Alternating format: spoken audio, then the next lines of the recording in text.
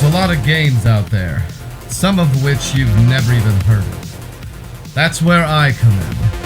I'm Lucious T. I've been playing games since the age of 2, and I have no life. This is RetroActive.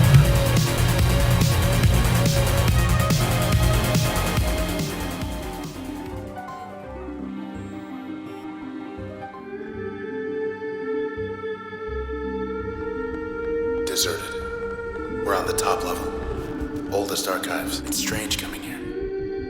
Like this.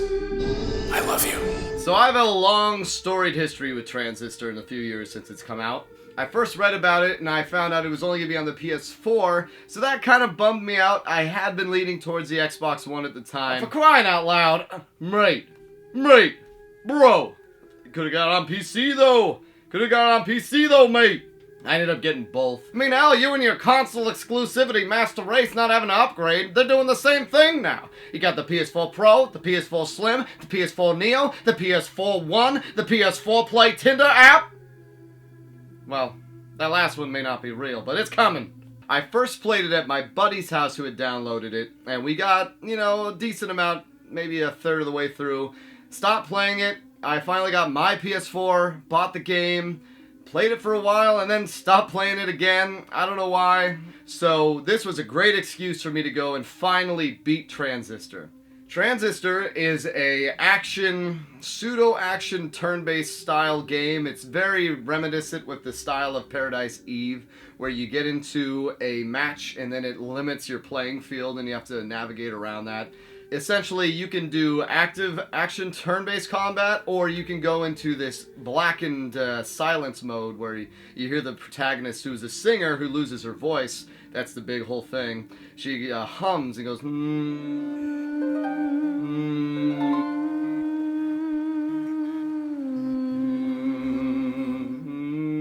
So the whole thing is very stylized, which is Supergiant games in a nutshell. They're very stylized games, but they work. They work very well.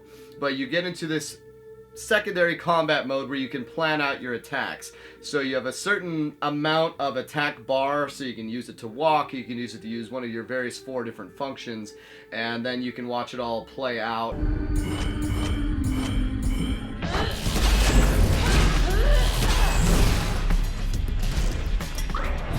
Cleared him out. And there's a little bit of room for error. The enemies can slightly move, or if you have a move that launches someone in the air, it's gonna not hit them the second time, or you'll miss your second attack. But it brings a lot of strategy into a game that otherwise wouldn't have much. As far as the setting goes, that's one of the biggest strengths this game has going for it, is it's very much a film noir-esque, mysterious romance kind of setting. I know that doesn't make any sense, but you have no idea what's going on throughout this game, and it's all highly steeped in this future technology where our humans using technology as part of them, but it's still they're humans and they can transfer bodies and... Hi. You okay? I see. Sure. She wants to come along. We can use her. She says hello. Her name's Lillian. The story, I don't know. It's one of those things where it doesn't make a lot of sense, but it does make sense. It's a nice mythos they've created. And if you don't want to pay attention to it, you don't have to. The gameplay is very fun, this atmosphere is good, and you can power through this game in 4 to 6 hours, and you're done.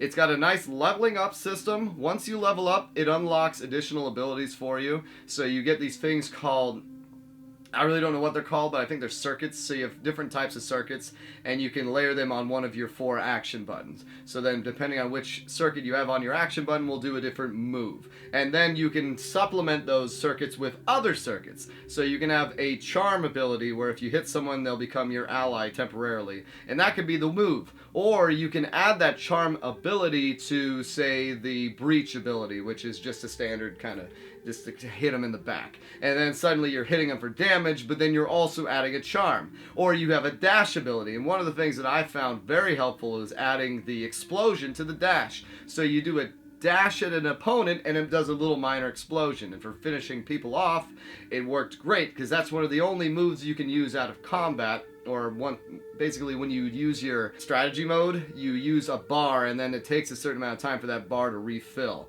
Well, while that bar is refilling, you can still blink or dash or whatever the hell you call it, and if you have that explosion on it, you can do a little bit of damage. At the very end of the game, you can beat the game without unlocking everything. There's not enough unless you go to the supplementary mode of the beach area and get experience that way, or if you use the Transistor optional boost where you can make the game more difficult, because that's kind of how it works. Is there's no set difficulties, but you can give yourself additional obstacles. So you can set up, all right, I want all the power cells when they get launched to have an additional shield, or add this or that, blah blah blah. The really cool thing about Supergiant games is they're very replayable. You beat the game once and you immediately want to start playing it again. And they do a new game plus mode, so all of the progress you've made continues on into your next playthrough. And that's how I was able to get all of the circuits and then realize that you can get upgraded circuits of your original moves. So I got another dash right at the end of the game that took 3 power slots instead of 1, because you have a certain amount of power slots on your transistor weapon that you can fill up, and every so often you can extend it, and then it allows you to put more circuits on. You can have passive abilities which will give you shields or give you other stuff. Like, there's so much different types of combat you can have in this that one person can have one completely different approach than the other. Me, I stuck with 2 of the base moves you got at the beginning of the game. They give you this upward slash towards the ladder end, which I found very helpful, so that became another base ability that I was using. And then the dash. The dash is very helpful, but you can get stuff like electronic cubes, you can have this burst scatter shot, you can do the charm thing like I said, there's a little helper you can launch, you can have a little bomb that you explode. There's just so much customization, so much replayability, and the combat is addictive. It's simple, but it's addictive. There aren't that many unit types. You have ones that can shield each other, you have ones that can spawn clones of itself, another one that can go invisible, one that takes photos of you, because your character is an opera singer and kind of a celebrity. There's posters of her everywhere, and your sword talks to you because... Hey, Red. We're not gonna get away with this, are we? I'm not gonna spoil the end of this one. You may have played it or not, but you know what I'm talking about. And the sword guy is just constantly your companion. He's your voice, because you lose your voice, which is sad for a singer to lose their voice. I would know that. Not fun. Hey, say something already. Say something, will you? Oh no. Game-wise, it's excellent. Story-wise, it's one of those things where you play it more and more, you're going to understand it more and more, kind of like Fury was.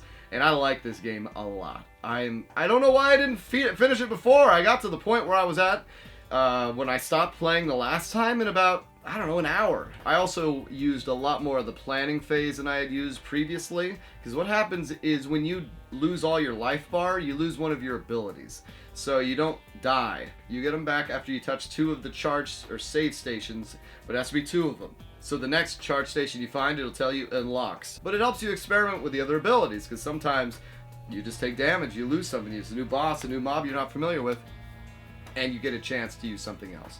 So the excellent game, combat spot on. I'd love to see more from them. If I was gonna give it my retroactive rating, I'd give it a 9. Yeah, I'd give it a 9. Maybe an 8.5, but it's just it's getting me hooked again, where I just want to keep playing it, and just upgrading, and I don't see any stop. So yeah, well done. Check out Transistor. Yeah.